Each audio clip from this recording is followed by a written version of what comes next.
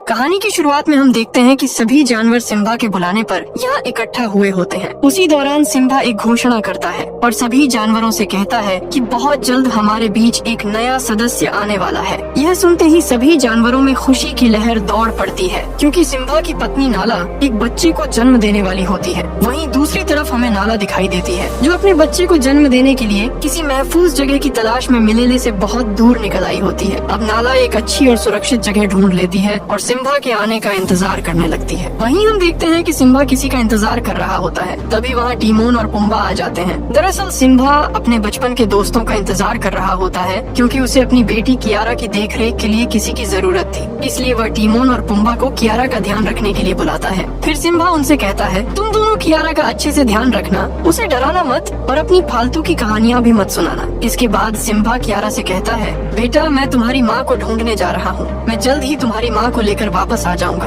तब तक तुम टीमोन और पुम्बा के साथ रहना। ये कहकर सिम्बा नाला को ढूंढने निकल जाता है। अब बारिश के साथ साथ तेज तूफान भी आने लगता है, जिससे कियारा डर जाती है। लेकिन सिम्बा के जाते ही टीमोन और पुम्बा कियारा को अपनी कहानी सुनाना शुरू कर देते हैं। दोनों डींगे मारते हुए कहते हैं कि आखिर में स्कार को उन्होंने मिलकर मारा था। तभी कियारा कहती है, स्कार को तो बाबा ने मारा था। लेकिन दोनों उससे कहते हैं, तुम्हारे बाबा फेकू चंद हैं, उन्होंने तुमसे झूठ बोला होगा। तभी वहाँ रफीकी आ जाता है। रफीकी को देखकर कियारा बहुत खुश हो जाती है और तुरंत उसके पास जाकर कहती है, माँ और बाबा मुझे छोड़कर चले गए। लेकिन रफीकी उसे समझाते हुए कहता है, तुम्हारे बाबा तुम्हें छोड़कर नहीं गए हैं, वो बस कुछ देर में वापस आ जाएंगे। इसके बाद रफीकी कियारा को मुफासा यानी उसके दादाजी की कहानी सुनाना शुरू करता है और यहीं से मेन कहानी की शुरुआत होती है। हमें दिखाया जाता है कि मुफासा जहाँ रहता है वहाँ पानी की कमी के कारण सूखा पड़ा हुआ है और पूरा इलाका बंजर हो चुका है। वहाँ खाने के लिए शिकार भी नहीं बचा होता। इसी दौरान मुफासा अपने माँ बाप के साथ खेल रहा होता है। तभी वह अपनी माँ आफिया से पूछता है, वो रोशनी क्या है? आफिया मुस्कुराते हुए कहती है, वो उम्मीद है। फिर वह कहती है, उस रोशनी के पार आखिरी बादल के पीछे एक जगह है जिसे मिलेले कहते हैं। वहाँ खाना पानी और हर वो चीज है जिसकी तुम्हें जरूरत हो सकती है। ये सुनकर मुफासा पूछता है, क्या हम वहाँ जाएंगे? तब आफिया कहती है, हाँ एक दिन हम वहाँ जरूर जाएंगे। इसी दौरान आसमान में काले बादल छा जाते हैं और बारिश की पहली बूंद मुफासा पर गिरती है। फिर तेज बारिश शुरू हो जाती है। बारिश देखकर सभी जानवर खुशी से झूम उठते हैं और उसका आनंद लेने लगते हैं। मुफासा भी सबके साथ खेल रहा होता है। तभी अचानक नदी का पानी बढ़ने लगता है और वहाँ भयंकर बाढ़ आ जाती है। ये देखकर मुफासा के पिता उसे बचाने के लिए दौड़ पड़ते हैं, लेकिन पानी का तेज बहाव दोनों को बहा कर ले जाता है। जैसे तैसे मुफासा के पिता उसे पकड़कर किनारे की तरफ फेंक देते हैं। अब मुफासा अपनी माँ की तरफ भागने लगता है, लेकिन उसके सामने एक बड़ी खाई आ जाती है जिसे वह पार नहीं कर पाता। उसकी माँ उसे बार बार छलांग लगाने के लिए कहती है, लेकिन डर के कारण मुफासा हिम्मत नहीं जुटा पाता। तभी एक हाथी उससे टकरा जाता है, जिससे मुफासा उछलकर नदी में गिर जाता है और पानी के साथ बहता चला जाता है। अब अगले दिन का सीन दिखाया जाता है, जहाँ मुफासा अपने घर से कई मील दूर एक अनजान इलाके में पहुँच चुका होता है। तभी वहाँ एक दूसरा शेर का बच्चा उसे देखता है, जिसका नाम टाका होता है। टाका मुफासा से कहता है, अगर तुम यहाँ रुके रहे तो कोई तुम्हें खा जाएगा। तभी अचानक दो मगरमच्छ मुफासा पर हमला कर देते हैं। मुफासा अपनी जान बचाकर भागने लगता है और टाका भी उसकी मदद करने की कोशिश करता है, लेकिन तभी टाका की माँ वहाँ आ जाती है और दोनों की जान बचा लेती है। वह टाका को डांटते हुए कहती है, तुम बिना बताए यहाँ क्यों आए? अगर तुम्हें कुछ हो जाता तो? इसके बाद टाका मुफासा को अपने साथ ले जाने की जिद करने लगता है। पहले तो उसकी माँ मना कर देती है, लेकिन टाका के बार बार कहने पर वह मान जाती है और मुफासा को अपने बच्चे की तरह अपनाने का फैसला करती है। फिर वे सब अपने घर पहुँचते हैं। वहाँ टाका के पिता ओवासी मुफासा को अपनाने से साफ इनकार कर देते हैं। वह कहते हैं, हम अजनबियों पर भरोसा नहीं करते, सच्चा रिश्ता सिर्फ खून का होता है। हम घुसपैठियों को मारकर खा जाते हैं। और वह मुफासा को वहाँ से चले जाने के लिए कहते हैं, लेकिन मुफासा जवाब देता है, अगर मैं भागा तो आप मुझे पकड़ नहीं पाओगे। मैं दुनिया का सबसे तेज भागने वाला बच्चा हूँ। ये सुनकर ओवासी टाका और मुफासा के बीच एक दौड़ रखने का फैसला करता है। शर्त ये होती है कि अगर टाका जीत गया तो मुफासा को वहाँ से जाना होगा, लेकिन अगर मुफासा जीत गया तो उसे उनके साथ रहने का मौका मिलेगा। फिर गिनती शुरू होते ही दोनों पूरी ताकत से दौड़ने लगते हैं। रास्ते में मुफासा थकने लगता है, क्योंकि उसने कई दिनों से कुछ खाया पिया नहीं होता। इसी वजह से वह कमजोर पड़ने लगता है। वापसी के समय टाका उससे आगे निकल जाता है, लेकिन वह दिल से मुफासा को अपना भाई मान चुका होता है, इसलिए वह जानबूझकर धीमा हो जाता है और मुफासा को आगे निकलने देता है। इस तरह मुफासा रेस जीत जाता है। ये देखकर ओवासी बिल्कुल खुश नहीं होता और टाका पर गुस्सा करता है, लेकिन अपनी शर्त के मुताबिक वह मुफासा को वहाँ रहने की इजाजत दे देता है। हालांकि वह साफ कहता है कि मुफासा शेरों के साथ नहीं बल्कि शेरनियों के बीच रहेगा, और ओवासी गुस्सा होकर वहाँ से चला जाता है। लेकिन टाका की माँ टाका को ऐसा करने पर शाबाशी देती है। फिर टाका और मुफासा मस्ती करने चले जाते हैं। मस्ती करते करते कई साल बीत जाते हैं और दोनों साथ खेलते कूदते बड़े हो जाते हैं। फिर एक दिन दोनों अपने घर की ओर जा रहे होते हैं। तभी रास्ते में दोनों एक प्लान बनाते हैं और घर पहुंचते ही भागते हुए सबसे कहते हैं हाथियों की भगदड़ मच गई है और वो इसी तरफ आ रहे हैं, अपनी जान बचाकर भागो। ये सुनते ही सभी बड़े शेर घबरा जाते हैं और इधर उधर भागने लगते हैं। यहाँ तक कि नवाब ओवासी भी छिपने के लिए कोई कोना ढूंढने लगते हैं। लेकिन तभी सबको पता चलता है कि टाका और मुफासा तो मजाक कर रहे थे।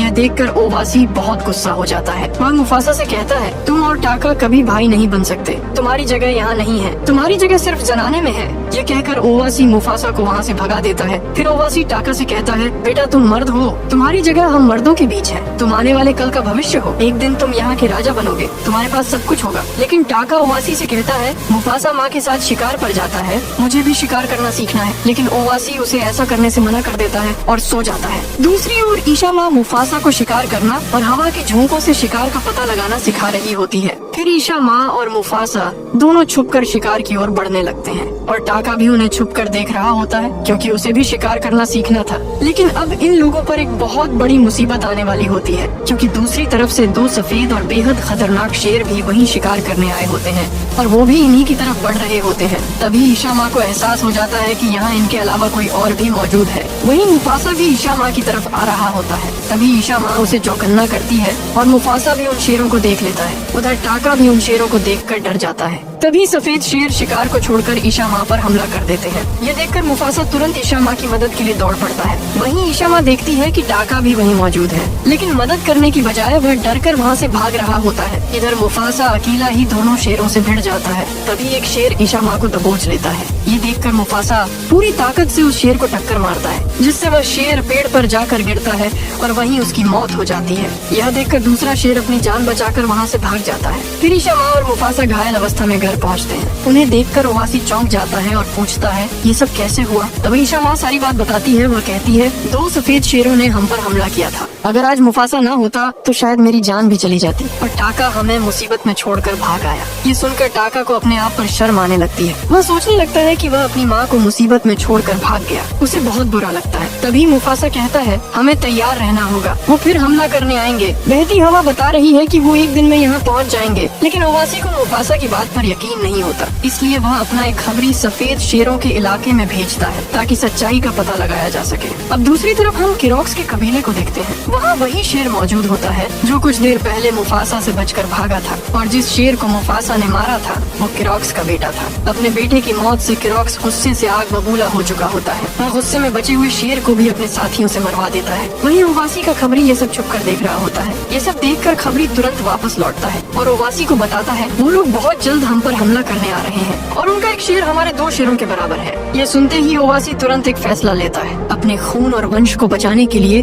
वह टाका को वहाँ से भागने के लिए कहता है। वह कहता है टाका तुम किसी नई जगह जाकर जिंदगी की नई शुरुआत करना। फिर ओवासी मुफासा को भी टाका के साथ जाने के लिए कहता है, लेकिन मुफासा जाने से मना कर देता है क्योंकि वह अपनी ईशा माँ को छोड़ना नहीं चाहता था। तभी ईशा माँ उससे कहती है उस रोशनी की तरफ देखो, उस रोशनी के आगे काली घाटियों के उस पार तुम्हारी आँखों से भी दूर वहाँ एक गौरव भूमि है जो बिल्कुल स्वर्ग जैसी है, उसे मिलेले कहते हैं। तुम्हें वहीं जाना है क्योंकि तुम्हारा असली परिवार आज भी तुम्हारा इंतजार कर रहा है। फिर ईशा माँ मुफासा को जाने के लिए कहती है। टाका अभी भी अपने डर और शर्म के कारण उदास था, लेकिन ईशा माँ उसे समझाती है और कहती है तुम्हें भी बहादुरी दिखाने का मौका मिलेगा, लेकिन अभी तुम दोनों यहाँ से चले जाओ। फिर टाका और मुफासा जीने की उम्मीद में आगे बढ़ जाते हैं और कुछ ही देर बाद किरोक्स अपनी पूरी फौज के साथ ओवासी के वास पर हमला कर देता है। किरोक्स और उसकी फौज मिलकर ओवासी और उसके साथियों को मार डालते हैं। इसके बाद किरोक्स मुफासा और टाका के पीछे पड़ जाता है क्योंकि उसे अपने बेटे के कातिल को हर हाल में मारना था। अब मुफासा और टाका अपनी पूरी जान लगाकर भागने लगते हैं, लेकिन किरोक्स उनका पीछा छोड़ने का नाम ही नहीं लेता। तभी भागते भागते उनके सामने एक गहरी खाई आ जाती है। अब टाका और मुफासा चारों तरफ से घिर चुके थे और किरोक्स उन पर हमला करने ही वाला था। तभी टाका मुफासा को पकड़कर खाई में कूद जाता है। दोनों एक टहनी पकड़ लेते हैं और खुश होने लगते हैं कि उनकी जान बच गई। लेकिन तभी जब वो पीछे पीछे मुड़कर देखते हैं तो पता चलता है कि किरॉक्स और उसके साथी भी पानी में कूदकर उनके पीछे आ रहे हैं। ये देखकर दोनों नदी के बहाव में बहते चले जाते हैं और फिलहाल के लिए किरॉक्स के चंगुल से बच निकलते हैं। अब रात के समय टाका खुद की तारीफ कर रहा होता है कि उसने मुफासा की जान बचाई। ये सुनकर मुफासा उसे ढक्कन समझने लगता है। तभी अचानक मुफासा को एहसास होता है कि कोई उनका पीछा कर रहा है। दरअसल एक चालाक शेरनी जिसका नाम शराबी होता है पिछले पूरे एक दिन से इन दोनों का पीछा कर रही होती है और इन्हें इसकी भनक तक नहीं लगती। शराबी के साथ एक पक्षी भी होता है जिसका नाम जाजू होता है और अब शराबी भी इन दोनों के साथ शामिल हो जाती है। अब इन सभी को भूख लगी होती है, इसलिए ये लोग शिकार करने निकलते हैं। वहीं दूसरी ओर हम एक बड़े से पेड़ पर बंदरों के झुंड को देखते हैं जहाँ हमें जवान अवस्था में रफीकी दिखाई देता है जो अभी फिलहाल कियारा को यह कहानी सुना रहा होता है। अब यहीं से इस कहानी में रफीकी की एंट्री होती है। उस समय रफीकी को उसके ही झुंड के लोग झुंड से बाहर निकाल देते हैं क्योंकि रफीकी आने वाले खतरे को अपने सपनों में पहले ही देख सकता था। उसने सभी को पहले ही चेतावनी दी थी कि कोई बड़ा खतरा आने वाला है, लेकिन सभी उसे पागल समझकर उसकी बातों पर ध्यान नहीं देते और फिर अगली ही रात एक चीता बंदरों पर हमला कर देता है। इस बात से गुस्से में आकर झुंड के सभी बंदर रफीकी को ही मनहूस और खतरे की वजह मान लेते हैं और उसे झुंड से निकाल देते हैं। अब रफीकी अकेला ही आगे बढ़ने लगता है। वहीं दूसरी तरफ मुफासा और उसके साथी शिकार करने के लिए घात लगाकर बैठे होते हैं। तभी मुफासा हमला करने के लिए आगे बढ़ता है, लेकिन रफीकी उससे बिल्कुल भी नहीं डरता। ये देखकर मुफासा चौंक जाता है। फिर वह दोबारा रफीकी को डराने की कोशिश करता है, लेकिन रफीकी पर उसका कोई असर ही नहीं होता। फिर मुफासा उससे कहता है, हम शेर हैं, हम तुम्हें खा जाएंगे, क्या तुम्हें हमसे डर नहीं लगता? इस पर रफीकी मुस्कुराते हुए कहता है, मुझे किसी से डर नहीं लगता और अगर तुम मुझे खा जाओगे तो तुम कभी भी मिलेले नहीं पहुंच पाओगे। अब मिलेले का नाम सुनते ही मुफासा हैरान हो जाता है। वह तुरंत रफीकी से पूछता है, तुम्हें मिलेले के बारे में कैसे पता? क्या तुम वहाँ गए हो? इस पर रफीकी कहता है, हाँ मैं वहाँ कई बार गया हूँ, लेकिन सपनों में। ये सुनकर किसी को भी रफीकी की बातों पर विश्वास नहीं होता, लेकिन फिर भी मुफासा उसके साथ जाने के लिए मान जाता है क्योंकि वह समझ जाता है कि अब आगे का रास्ता रफीकी ही दिखा सकता है। फिर रफीकी सबको आगे का रास्ता बताता है। चलते चलते इनके सामने काली घाटियाँ आ जाती हैं। अब सभी सोचने लगते हैं कि आगे कैसे जाया जाए। तभी मुफासा को अपनी माँ की बात याद आती है जिसमें उसने काली घाटियों के बारे में बताया था। अब मुफासा समझ जाता है कि उसे किस रास्ते से जाना चाहिए। तभी वह हवा के झोंकों से महसूस कर लेता है कि सफेद शेर अभी भी उनका पीछा कर रहे हैं और बहुत जल्द उन तक पहुँच जाएंगे। फिर ये सभी गाना गाते हुए और मस्ती करते हुए काली घाटियों के रास्ते आगे बढ़ने लगते हैं। वहीं दूसरी तरफ टाका को शराबी से प्यार हो जाता है। टाका मुफासा के पास आकर कहता है, भाई मुझे शराबी शराब की तरह चढ़ रही है, मुझे उससे प्यार हो गया है। फिर टाका मुफासा से शराबी को पटाने की टिप्स मांगने लगता है। मुफासा भी उसकी मदद करते हुए कहता है, उससे वहाँ के फूलों के बारे में बात करो जहाँ से वो आई है। इसके बाद टाका तुरंत शराबी के पास जाता है और कहता है, तुम्हारे अंदर से बकर फूल की खुशबू आती है। ये सुनकर शराबी हैरानी से पूछती है, तुम्हें कैसे पता? तब टाका स्टाइल मारते हुए कहता है, मैं सूंघ कर ही सब पता लगा लेता हूँ। ये सुनकर शराबी टाका से इम्प्रेस हो जाती है और उससे बातें करने लगती है। अब जैसे ही ये लोग घाटी के ऊपर पहुँचते हैं, इनके सामने हाथियों का एक बहुत बड़ा झुंड आ जाता है जो इनका रास्ता रोक कर खड़ा होता है। तभी पीछे से किरॉक्स अपनी फौज के साथ मुफासा को मारने के लिए पहुँच जाता है। अब सभी बहुत ज्यादा डर जाते हैं। मुफासा हाथियों से मदद मांगता है, लेकिन एक भी हाथी उसकी मदद नहीं करता। तभी शराबी अपना दिमाग चलाती है और पेड़ पर लगे मधुमक्खियों के छत्ते को गिरा देती है। इससे सारी मधुमक्खियाँ हाथियों पर टूट पड़ती हैं और हाथियों के झुंड में भगदड़ मच जाती है। लेकिन अब इस भगदड़ से मुफासा की टीम भी खतरे में पड़ जाती है। तभी शराबी पेड़ से नीचे गिर जाती है और एक हाथी से टकराकर बेहोश हो जाती है। यह देखकर मुफासा तुरंत शराबी को बचाने दौड़ पड़ता है। वहीं भगदड़ की वजह से किरॉक्स और उसके साथी पीछे हटने लगते हैं और उनका रास्ता बंद हो जाता है। दूसरी ओर टाका डर के मारे कुछ भी नहीं कर पाता। चाहता तो वो शराबी को बचा सकता था, लेकिन डर के कारण वह किसी की मदद नहीं करता। इधर मुफासा शराबी को एक गड्ढे में खींचकर उसकी जान बचा लेता है। यह देखकर किरॉक्स किसी दूसरे रास्ते की तलाश में वहाँ से वापस लौट जाता है। वहीं दूसरी ओर रफीकी पेड़ से नीचे गिर जाता है और यहीं उसे उसका रहस्यमयी डंडा मिलता है। क्योंकि शराबी काफी देर से बेहोश होती है, इसलिए रफीकी अपने मंत्रों से उसे होश में लाता है। होश में आते ही शराबी पूछती है, मेरी जान किसने बचाई? तभी मुफासा कहता है, टाका ने तुम्हारी जान बचाई है। ये सुनकर टाका खुद भी चौंक जाता है और शराबी टाका को पसंद करने लगती है। फिर सभी लोग अपना सफर दोबारा शुरू करते हैं। अब मिलेले बहुत करीब रह गया होता है। ये सभी आगे बढ़ते हैं और पीछे से जाजू बर्फ गिराकर इनके पैरों के निशान मिटा देता है, जिससे किरॉक्स और उसके साथी रास्ता भटक जाते हैं। यह देखकर शराबी खुशी से मुफासा को गले लगा लेती है, लेकिन ये चीज टाका को बिल्कुल अच्छी नहीं लगती। उसी दौरान रफीकी गिर जाता है। तब मुफासा कहता है, मैं हूँ ना, और उसे अपनी पीठ पर बैठा लेता है। तभी शराबी समझ जाती है कि उसकी जान बचाने वाला टाका नहीं बल्कि मुफासा था। अब यहाँ मुफासा शिकार करने आया होता है। तभी शराबी उसके पास आकर कहती है, मुझे पता चल गया है, मुझे टाका ने नहीं तुमने बचाया था। ये सुनकर मुफासा उसकी बात को टालने की कोशिश करता है, लेकिन शराबी कहती है, तुम हवा के झोंकों से सब पता लगा लेते हो। मतलब तुमने ही मेरी खुशबू सूंघकर टाका को उन फूलों के बारे में बताया था और तुमने ही मुझे भगदड़ से बचाया था, और यह सब टाका दूर से देख रहा होता है। मुफासा धीरे से कहता है, टाका मेरा भाई है, उसने मेरी जान बचाई थी, मैं उसे धोखा नहीं दे सकता। लेकिन शराबी उसकी बात मानने को तैयार नहीं होती। आखिरकार मुफासा मजबूर होकर सच बता देता है, हाँ मैंने ही तुम्हें बचाया था। और फिर यहाँ एक रोमांटिक गाना शुरू हो जाता है। इसी बीच टाका दूर से मुफासा और शराबी को एक दूसरे के करीब देख लेता है। ये देखकर टाका अंदर से टूट जाता है। उसके मन में वही बातें घूमने लगती हैं जो उसके बाबा ने कही थी, आवारा लोग एक दिन हमसे सब कुछ छीन लेते हैं। और अब टाका मुफासा को धोखेबाज समझकर वहाँ से जाने लगता है। तभी अचानक बर्फ टूट जाती है और टाका पहाड़ से नीचे गिर जाता है। नीचे पहुँचते ही उसे कुछ आवाजें सुनाई देती हैं। वह देखता है कि किरोक्स का पूरा झुंड रास्ता भटक चुका है। अब टाका के मन में मुफासा से बदला लेने का ख्याल आता है। वह सीधे किरोक्स के पास चला जाता है और कहता है, तुम्हारे बेटे को मैंने नहीं, मुफासा ने मारा था, और वही है जो हर मोड़ पर तुम्हें मात दे रहा है। सिर्फ मैं ही तुम्हें उसके पास ले जा सकता हूँ, क्योंकि मुझे भी उससे बदला लेना है। उसने मेरा प्यार मुझसे छीन लिया। इसके बाद टाका और किरोक्स हाथ मिला लेते हैं। अब अगली सुबह टाका वापस लौटता है। मुफासा उसे देखकर पूछता है, तुम कहाँ चले गए थे? टाका बस इतना कहता है, शिकार करने गया था, और बात को टाल देता है। फिर सभी लोग आगे बढ़ने लगते हैं, लेकिन टाका जानबूझकर पीछे निशान छोड़ते हुए चल रहा होता है ताकि किरोक्स उन तक पहुंच सके। आखिरकार इन सब का सफर खत्म होता है, क्योंकि अब सभी लोग मिलेले पहुंच चुके थे। वहाँ का नजारा देखकर किसी को भी अपनी आंखों पर विश्वास नहीं होता। चारों तरफ हरी भरी वादियाँ, खूबसूरत फूल और उनकी महक, सब कुछ किसी स्वर्ग जैसा लग रहा होता है। वहीं सभी खुशी से मस्ती कर रहे होते हैं। तभी रफीकी को अपने सपनों में दिखने वाला पेड़ मिल जाता है। उसे देखकर रफीकी बेहद खुश हो जाता है। तब मुफासा उससे कहता है, इस पेड़ के पास तुम्हें तुम्हारा भाई भी दिखाई देता था ना, वो कहाँ है? इस पर रफीकी मुस्कुरा कर कहता है, मेरा भाई तो बचपन में ही मुझसे बिछड़ गया था। मुझे यहाँ दिखाई देने वाला भाई तुम थे मुफासा। मैं तुम्हें ही सपनों में देखा करता था, इसी जगह पर खड़े हुए, और आज मेरा सपना पूरा हो गया। तभी वहाँ बहुत सारे जानवर इकट्ठा होने लगते हैं। सभी जानवर मुफासा को पहचान जाते हैं, क्योंकि बचपन में मुफासा इन्हीं के बीच से नदी में बह गया था। लेकिन तभी अचानक किरोक्स अपनी फौज के साथ वहाँ पहुँच जाता है और मुफासा को चारों तरफ से घेर लेता है। किरोक्स हंसते हुए कहता है, तुम्हारे अपने भाई की वजह से ही हम यहाँ तक पहुँच पाए हैं। अब मुफासा को अपने भाई की असलियत का पता चलता है। टाका गुस्से में कहता है, राजा का बेटा मैं और शराबी का प्यार तू, माँ बाबा का भरोसा भी तूने मेरी पूरी जिंदगी बर्बाद कर दी। इतना कहते ही किरोक्स मुफासा पर हमला कर देता है। ये देखकर मुफासा भागने लगता है, लेकिन उसके सामने एक गहरी खाई आ जाती है। तभी पीछे से किरोक्स उस पर हमला करता है, लेकिन मुफासा चालाकी से किरोक्स को ही खाई में गिरा देता है। अब मुफासा को थोड़ा समय मिल जाता है। वह पहाड़ के ऊपर चढ़कर जोरदार दहाड़ मारता है।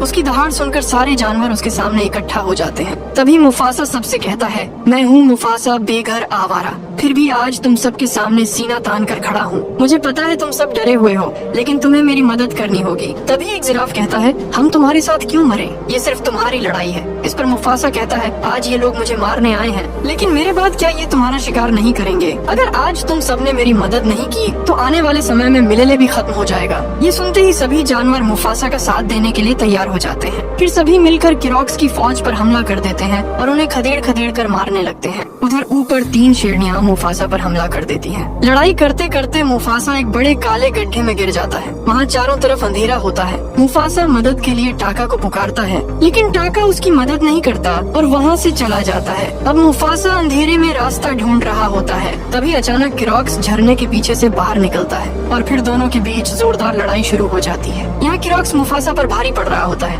ये सब टाका भी देख रहा होता है। अब किरोक्स धीरे धीरे मुफासा को मारने के करीब पहुँच जाता है। तभी टाका को अपना बचपन याद आने लगता है, जब वो और मुफासा साथ में खेला करते थे। यह सोचकर टाका भावुक हो जाता है और तभी जब किरोक्स मुफासा को मारने ही वाला होता है, टाका बीच में आ जाता है। इससे मुफासा की जान बच जाती है, लेकिन टाका की आंख पर गहरी चोट लग जाती है। अब टाका और मुफासा दोनों मिलकर किरोक्स से लड़ने लगते हैं, लेकिन किरोक्स अब भी दोनों पर भारी पड़ रहा होता है। उधर बाहर भी किरोक्स की फौज सभी पर भारी पड़ने लगती है। तभी रफीकी एक मंत्र पढ़ता है। अचानक धरती कांपने लगती है और जमीन फट जाती है, जिसमें कई शेरनियां गिर जाती हैं। पूरा पहाड़ टूटने लगता है और इसी दौरान वहाँ मुफासा का सिंहासन बन जाता है। उसी जगह जहाँ मुफासा और किरोक्स लड़ रहे होते हैं, एक बहुत बड़ा पत्थर गिरता है। उससे जमीन टूट जाती है और मुफासा तथा किरोक्स दोनों पानी में गिर जाते हैं। लेकिन पानी में भी किरोक्स मुफासा पर हमला करता रहता है। तभी ऊपर से एक विशाल पत्थर पानी में गिरने लगता है। मुफासा उसे देख लेता है और जैसे ही किरोक्स उस पर हमला करने आता है, मुफासा उसे धक्का देकर उस पत्थर के नीचे कर देता है और इस तरह किरोक्स उस विशाल पत्थर के नीचे दबकर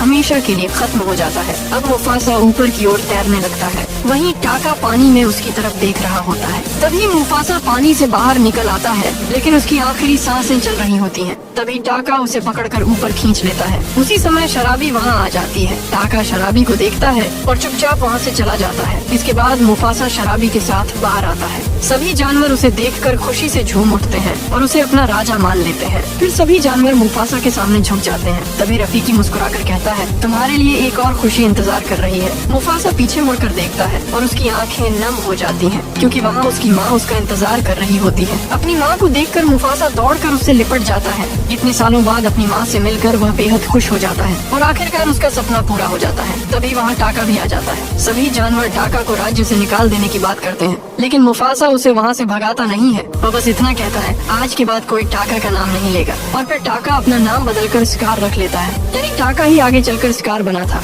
उसके बाद मुफासा अपने सिंहासन पर बैठता है और एक राजा की तरह जोरदार दहाड़ मारता है। उसकी दहाड़ पूरे मिलेले में गूंज उठती है। अब हम वापस फ्लैशबैक से बाहर आते हैं, जहाँ रफीकी की कहानी खत्म हो जाती है। उधर कियारा के बाबा यानी सिम्बा नाला को लेकर वापस घर आ जाते हैं और उनके साथ कियारा का छोटा भाई भी होता है। अपने छोटे भाई को देखकर कियारा खुशी से झूम उठती है। वहीं रफीकी मुस्कुराते हुए आसमान की तरफ देखता है, मानो मुफासा आज भी उन सब पर नजर रखे हुए हो। बस इसी खूबसूरत सीन के साथ ये कहानी यहीं खत्म हो जाती है। अगर आपको ये स्टोरी अच्छी लगी हो तो वीडियो को एक लाइक जरूर करें और चैनल को सब्सक्राइब करना मत भूलना।